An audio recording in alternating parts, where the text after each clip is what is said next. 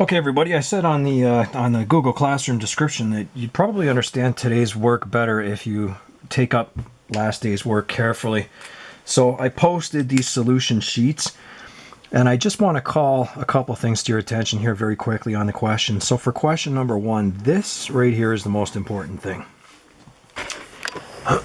Now, listen, for these energy questions, you have to understand that what I circled here in red pen, you're not going to find it on any formula sheet whatsoever. You have to build the energy equation yourself.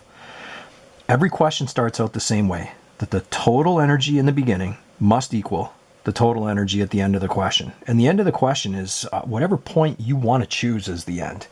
It doesn't have to be the ground. It doesn't have to be the highest point in the air. Just any two positions that you want to look at in an energy conservation question. The total energy has to be the same.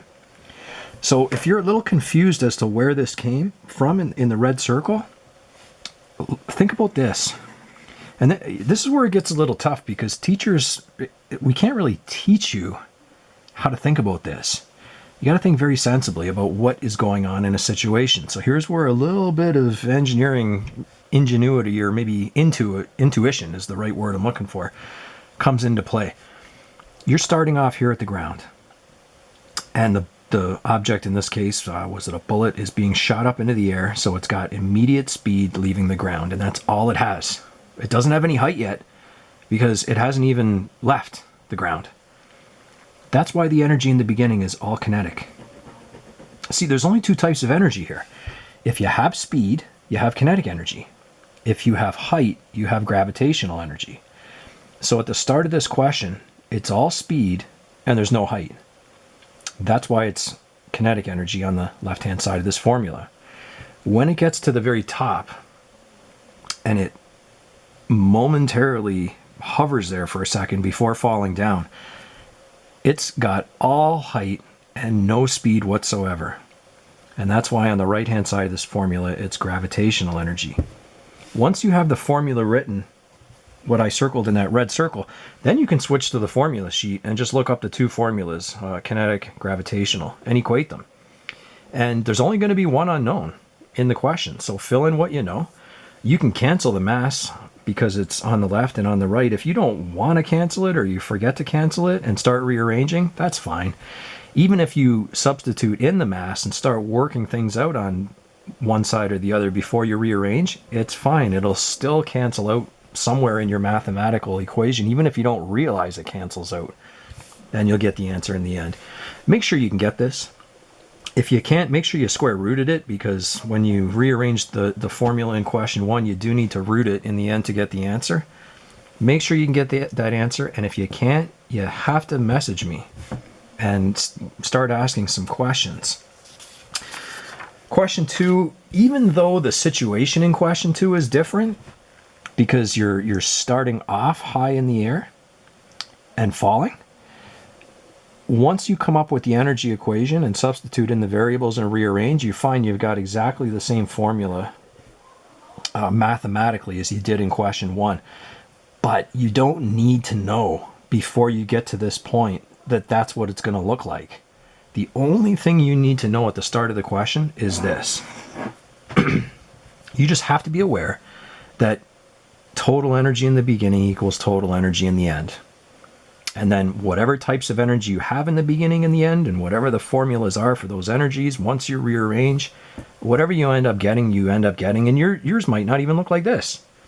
You might, instead of writing 1 over 2 on the bottom, you might write that as 2 over 1, or just 2 on top. And you might have a formula that looks like this, 2GH, instead, and isn't even a fraction.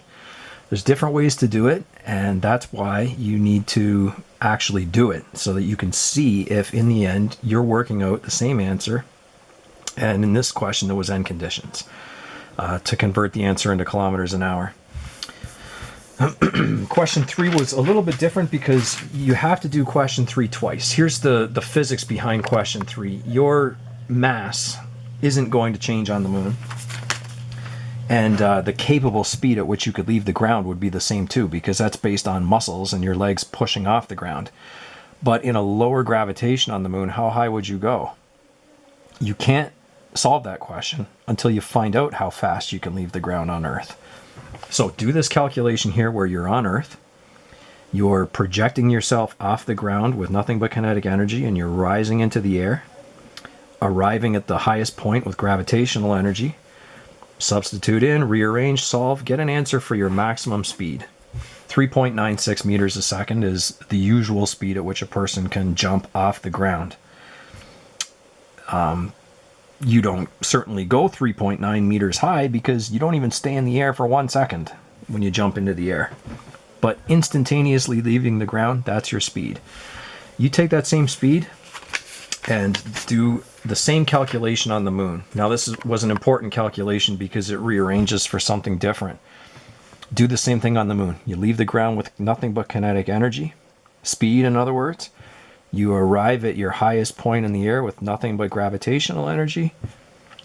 Substitute in the formulas, cancel the masses, rearrange for height, because that's what we want to solve for in this question, is how high will you go? And use the speed that you leave the ground with on Earth, 3.96 meters a second.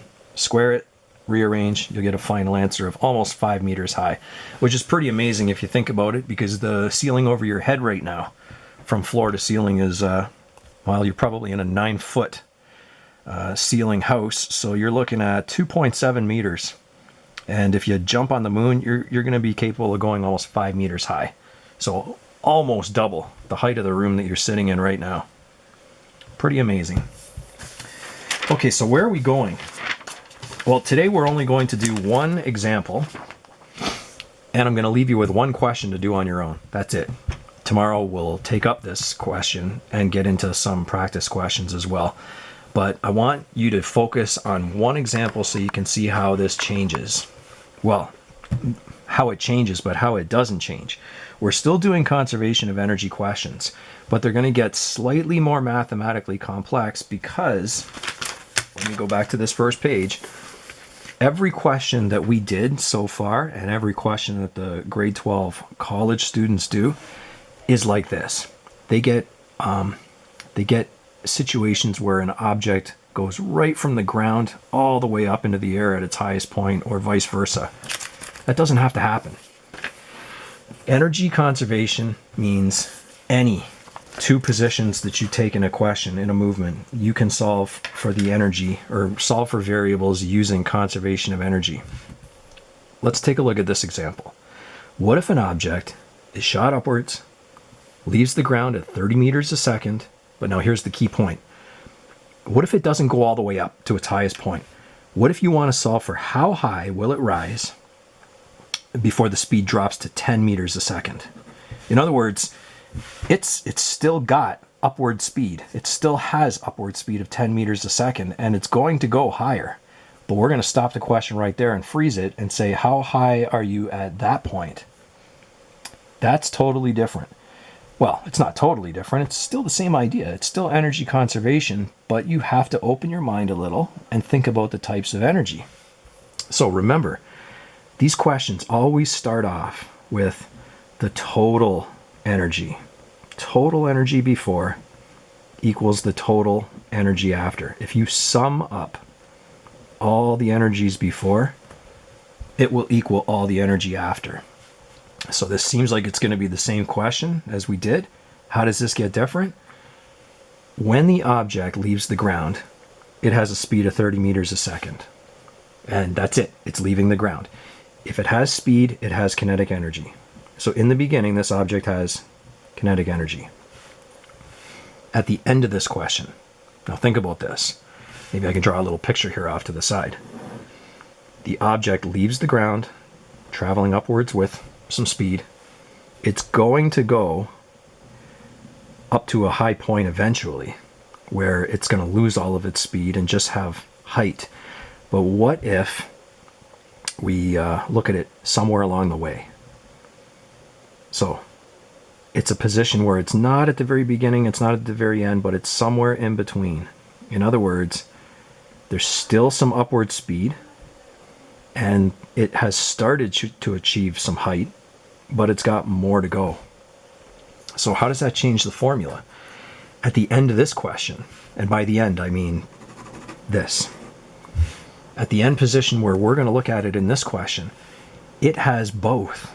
It has upward speed, therefore it has kinetic energy, and it also has height. So it has gravitational energy as well. So you haven't seen this yet. You haven't seen an energy equation where there were more than one energies on one side of the formula compared to the other. That's it. If you understand that right there, if you understand why I wrote down what I wrote down, then you're fine. Really, this is all it is. You have to write the correct energy expression based on what the question is saying. At this point, you flip to your formula sheet and you look up the individual formulas here. One thing I should add though, see how there's a kinetic energy on both sides of this equation? Your math teachers would go crazy if we left it like this because they're not the same. They're not the same variable. If they were the same, they would cancel it out, left side, right side. We need to make them different. You can use a little 1 or a little 2. What our textbook I think uses is a little I for initial and a little F for final. Just a little indication to yourself, because any organization only plays to your benefit in the future. A little bit of organization where you say, well, they're both kinetic energies, but they're not the same. Initial and final. Okay, so flip to a formula sheet and substitute in the formulas. Kinetic energy is 1/2 mv squared. This is kinetic energy, 1/2 mv squared. And again, those two speeds are not the same. We'll call one of them maybe a little I for initial, and one of them a little F for final, just to make sure they're separated. And the gravitational energy formula is mgh. The formula is starting to look a little bit more complex, maybe a little bit more daunting. Don't let that bother you. Energy conservation is energy conservation. Write down the types of energy, add them together on both sides of the formula, break them down into sub-formulas, and don't worry about how long the expression looks or how complicated it looks. There's only going to be one unknown. In this question, it's how high will it rise? In other words, this. The only unknown in the question is how high is it going to be in the end? Everything else you can sub in for. And remember, if mass isn't given, like it isn't in this question, don't let that worry you either. If mass isn't given, it probably cancels out. And I don't know if you can see in this question, there's an m in every term. It's been a while, it's grade 9 or 10 math, and you may have forgotten. But if you have the same variable in every term, they cancel out, left side, right side. So this mass actually cancels out of the formula from all terms, and you need to solve for h. So nothing's changed. The only difference is the bed mass is a little bit more complex. So here again, like the start of grade 11, I don't know whether you want to substitute in numbers first and try to start working things out a little bit, or do you want to isolate right away?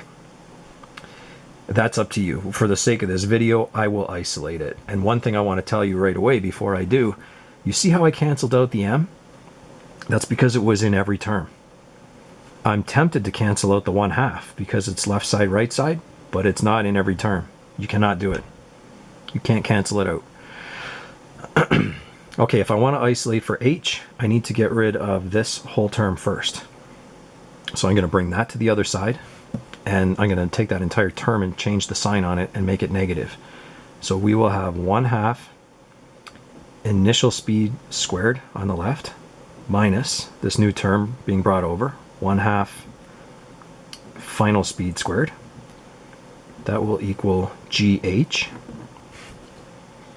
And then we'll bring the G over. And it is being multiplied with the H, or you can think of it as a numerator on this side. This whole expression could be over 1. When we bring that to the other side, it will become a denominator. And we will have, well, I could write an entire second line, but I'm going to take a little shortcut here. I'm just going to scratch that out. Move it to the other side, it will divide. So here's our new expression. It's the same stuff we were doing last day. It just looks more mathematically complex. But you're beyond that now. You're grade 11. Who cares how mathematically complex it looks? If it's substitution and bed mass, big deal. Just put your numbers in, be very careful on a calculator, and work your answer out. And don't forget it's physics. Your answer's going to make sense. It has to. I know this question is vague and doesn't mention what anything is, but it's a 30 meter per second object shot up in the air, and we're going to see how high it goes when the speed drops to 10. I don't know what we're going to get, but it's probably not going to be 560 million kilometers an hour, or kilometers. It'll be something sensible. So let's do our substitutions here. Sorry, I ran out of room. I'm just going to write over here 1/2 the initial speed squared. The initial speed was 30 meters a second, minus 1/2 the final speed squared, 10 meters a second. Divide by the g value on Earth, 9.8 meters per second squared. And I'm not going to make that negative because remember, it's a g value. G is never negative when you substitute it into formulas. And that's it. That's all you have to show. The rest is just bed mass that you need to carefully work out on a calculator, I guess, because of those 1/2s in front. You could pull out 1/2 as a common factor if you wanted to. I'm leaving that up to you. But let's check this out. 30 squared multiplied by half minus 10 squared multiplied by half